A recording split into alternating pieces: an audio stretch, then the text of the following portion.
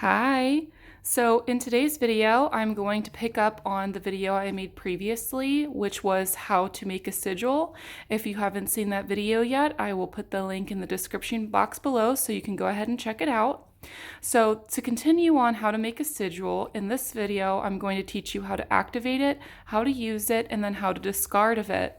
Now, there's a lot of different techniques on doing all of these, and I'm only going to give you a few different techniques in this video. The first technique you can go with is just meditating over the sigil. What I mean by that is you can go ahead and place the sigil down in front of you, perhaps play some music, and really think about living the life that is in this sigil. So this sigil is about financial prosperity. So I can sit here and think about my life with abundance and prosperity, particularly financial prosperity, and meditate over it and really envision myself living this life. So that's one way you can activate it. However, I know that other people who use sigils like to use alternative methods.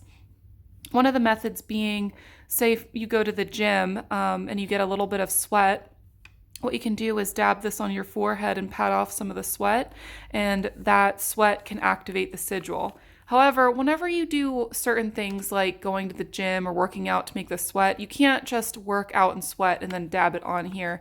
During the process of you working out and developing all that energy, you have to be thinking of your life with this sigil. You have to think about your life in the present moment with this.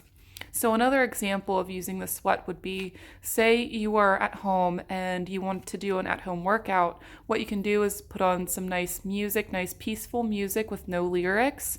And then during maybe 10 minutes or so, you can go ahead and think about your life with this sigil. So go ahead and envision yourself with a whole bunch of financial prosperity.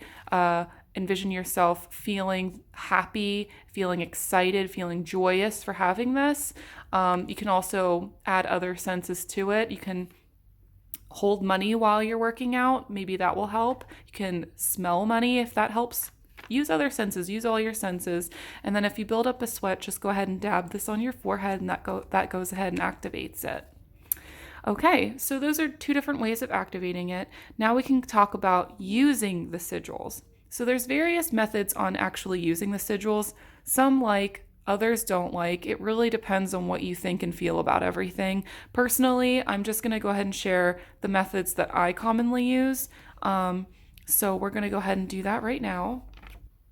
If your sigil is used for protection purposes, perhaps you want to put it on your door, just use a piece of tape and you can put it right here on your door, the door that you use to enter into your home. Or if you live with other people, feel free to use your bedroom door. A great way to start the morning or start your day is with the sigil. So you can go ahead and put your sigil right above your bed, right above where you sleep. So when you wake up in the morning, you can wake up to your sigil. And when you go to bed at night, this is the last thing that you see. So in your subconscious, this is constantly going. If you have some type of altar for your spiritual purposes, you can go ahead and rest your sigil on your altar. It can collect all of the energy that your altar has, and you can also burn sage and burn incense to help enhance it. Whenever you burn sage and burn incense, it brings a whole new energy to the space. You can even open a window and allow all of that new energy in as well. If you practice the art of feng shui, you will know that putting a jar of coins in your kitchen can help enhance your financial prosperity. What you do with this jar of coins is you can also use incense and sage to reactivate it. Don't let it go stagnant, or you can just keep adding coins to it continuously. And since this sigil is for financial prosperity, I can go ahead and put that in with my coins and it is good to go. Okay, welcome back. I also wanted to add a few other examples. So with your sigil, what you can do is take it, say you made it less complicated than this, you can always take a pen and draw it on your arm or hand in an area where people might be able to see it, maybe on your wrist. And when other people see your sigil, that helps activate it, that helps program it into their subconscious. And in turn, it inspires overall consciousness to help support your sigil. If that makes any sense, I hope it does. But yes, just to reiterate, what you can do is if you made a simple sigil, feel free to transfer it onto your arm with a pen, and that might be able to manifest your desires. Another example is if you have a flippy phone case, you can put it inside the flip phone. If you have a clear case, you can put it inside the clear case. You can even take a photo of this and make it the background on your phone, okay? Now, in some cases, if you are very into magic, you might have heard that once you put your intention into the sigil and once you meditate on it, it's time to let it go. And I also kind of like that belief as well. Sometimes I hold on to sigils for a while. Sometimes I get done with activating it and then I can just let it go. So it really depends on how you feel about it. You know, let your intuition guide you and see what happens. So I'm going to teach you different ways of discarding it. I would say there's 4 different ways of discarding it using the 4 elements. So earth, air, fire, and water. So I'm going to go ahead and explain those really quickly. So with earth, if you are someone who lives by a park, has a beautiful backyard, it might be easy for you to go ahead and bury your sigil. It's kind of like, you know, planting the seed and watching your manifestation grow.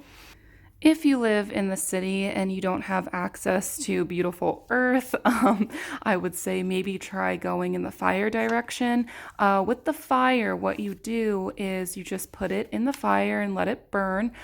You have to make sure you're very careful with this technique. You don't want to start any big fires. So a great thing to do is while it's on fire, you can go ahead and, you know, suffocate it with the, you know, taking away the oxygen, and that helps, you know, obviously put out the fire. And then what you can do with this is take the ashes and incorporate the air to it. And so what you can do is just let the ashes fly away out the window. If you have a window, you know, take them outside with you when you're going for a walk and just sprinkle the ashes. And then the last way you can discard of your sigil is through water. So what you can do is fold it up, say goodbye to it, and, you know, plop it in a ocean, river, stream, any type of flowing water. I know that some people, whenever they burn their sigil, instead of taking the ashes outside, they might let the ashes flow down their sink, you know, and they just say goodbye and thank you. As long as you discard it with honor, everything is okay. So it might feel a little weird at first, perhaps putting the ashes down the sink, but you know what? If you do it with the intention of being honorable and with love, everything's going to be okay. You just have to work with what you got. You know what I mean? Just work with everything that you have.